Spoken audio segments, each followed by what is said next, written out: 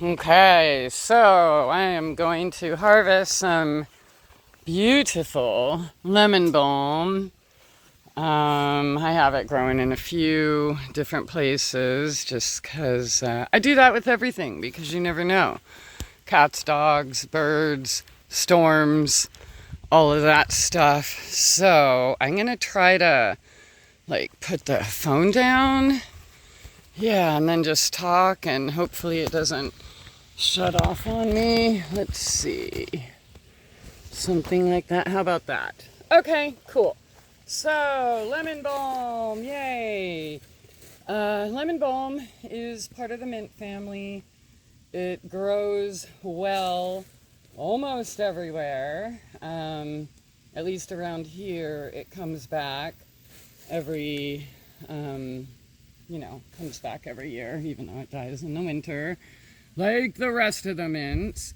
But lemon balm, I believe, is another underrated herb that, it's like jam-packed with medicinal and nutritional benefits. Some of which include digestive support. So, indigestion. Hi, Bobby. Excuse me, honey. Bloating. Please, acid reflux. Stuff like that. I'm going to go around. It's also please, Bobby, you don't care about me until I'm trying to do something. So it may assist in cognitive function, just like rosemary. Please, Bobby. You didn't care about me all day until I turned on the camera. Okay, cognitive function. So, with memory, like rosemary, cedar, peppermint, etc., and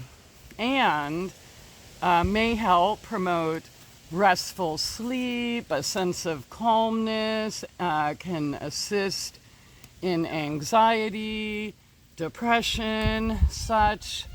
It has such a beautiful lemon fragrance, which, by the way, most bugs hate, so you could literally just rub it on you. Even flies don't like it, mosquitoes, etc. It has been tested for certain things like the C word. I'm probably not allowed to say here, but I'll try CANCER. And so a lot of people, well, I put it in my Zena line because it helps with, like I said, anxiety, depression, etc. It may improve sleep, and of course, I'm not a medical doctor. I'm not making any claims. I am just sharing with you things that I've read, basically from the department of them, and of course my 20-year experience using it, helping people with things like bloating, breast cancer, indigestion, GERD, etc. It makes a lovely tea. Tastes delicious. You can add it with almost anything. I like to mix it up with all of the mints. Sorry. I'm a little sweaty and I got everybody bothering me. So I'm losing track here a little bit. But so it makes a super delicious tea. It's also awesome for, I wonder if I should try to move. Let me see where the phone is, if I'm even getting anything. So it's super good.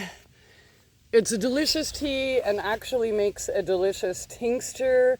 I'm not really, a lot of people have preconceived notions about tinctures and alcohol being in there, but if you make it right, first of all, there's more alcohol, in a ripe banana than there is in your average tincture.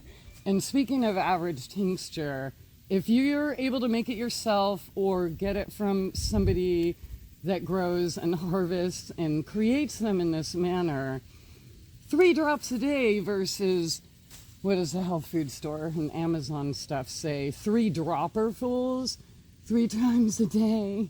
Like, if you're taking medicines that tell you you need that much, then just know right now it's not medicine. It might be something that tastes good, right? And by the way, for harvesting, I'm just cutting at each of the nodes. And like all herbs, the more you clip, the more they grow. So every stem I'm cutting is going to give me 2. So let's see. It's a good bug repellent. Also, like the bee balm, the deer don't touch this. I don't know why. Maybe the fragrance. Also, something about all of these fragrant herbs, I'm not sure if I've mentioned yet, not just these, wormwood, mugwort, etc., which I'll get to eventually. Bee balm, mugwort, snakes don't come in my garden. Like, a lot of people are like, oh my God, why are you walking around here barefoot? I have copperheads in my yard and like all these things, which is true. My neighbors do have them in their yard, and perhaps I have them in the forest, right? But I don't have them here because of the fragrant herbs everywhere, and cats help, so can't leave that out, right? But if you, again, this is such an underestimated herb, but if you are feeling like nervous tension, anxiety, stress, etc., even mild pain relief, because it's anti-inflammatory, it's excellent for your blood. Again, I did mention to stimulate digestion, but also cleansing, which means it can also help kick out or get your kidneys and liver, if they're feeling a little sluggish, to get them moving, get your lymph moving. Wow, there is so much here. Yeah. So, lemon balm, like I said, it's easy to grow. It grows just like mint or basil, except basil won't come back, I mean, unless you're in like super tropical zones and such. And I try to harvest everything like right before or right when it starts to flower. I feel that that's where they have the most medicinal content. Who's crawling on me? Okay. So I also have used it for people who have like night tremors and can't sleep very well. Like I said, I use it in the Xenoline, but the Xenoline, unlike the Nervaline where you feel it immediately, the Xenoline is more of a cumulative effect, right? So I know a lot of people, when they're in pain, they just want to be out of it now, right? But most herbs you have to take for a while, right? Which is no different than going to the doctor, right? Because they tell you whatever drug they give you, oh, you gotta take it for, oh, doctor, it's not working. Well, you gotta take it at least 3 weeks or something to see. And for something that grows so easily and is so widely available, like, why wouldn't you, right? So, like I said, mild pain reliever. You can use it topically for skincare. It's, all right, what's that? I see some weird bug. I don't know what that is. Of course, you would do that by infusing in an oil. That's a lot. I think that's enough, because I don't know if I have more room than that in my dehydrator. So that'll be enough for today and pull all those off. But yeah, adding a little bit of lemon balm into your life might make you smile a little, just like the mimosa, the happy tree. It's getting a little dark, so you can't see it. But yeah, Again, it packs tons of nutritional value, tons of flavor. Oh, look at all those beautiful bee balms I'm going to come back and pick.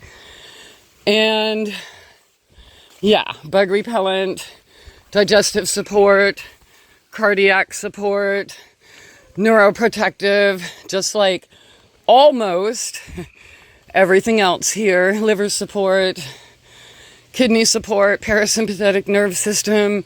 I wouldn't call it a nerve tonic, but it kind of is. It is a neurotropic. Hey, Joby! I gave him a terrible haircut. I suck so bad. But, yeah, I guess that's it. Now I can't open the door. All right, so, yeah, cool. The camera stayed on.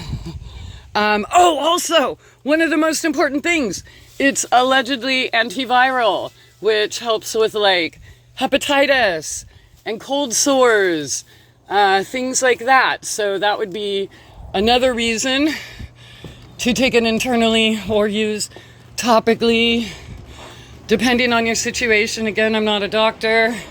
This is not medical advice. Check with your physician and all of that, all those other disclaimers that YouTube and Google want. So, all right, thanks for harvesting my lemon balm with me and running against the clock. Sun's going down. See you next time. Dripping sweat, even this dark. Okay, see you soon. Bye. Okay, I'm pulling the leaves off of yesterday's lemon balm. When I do my herbs, it's only leaf and flower. Of course, people who support me at MyTrueEssence.net know this already, but yeah, I was just thinking there might have been a couple things I left out that I wanted to say, and I did mention that it's a nervine, but unlike, say, valerian, it's not a sedative, right? Not all nervines are sedative. So it's mildly uplifting. And that's why it works really well for like anxiety or depression, or I'm not making any claims, right? So, lemon balm, I think I mentioned it's good for flies. You could literally take some fresh leaves and rub it on your skin when you're out in the garden. And yeah, some other things it pairs well with. I said for a tea, I'm pretty sure I mentioned it goes well with mints. It also goes really well with lavender for like a soothing tea. I actually make something called breast tea, which goes with dandelions and red buds, which is also another wonderful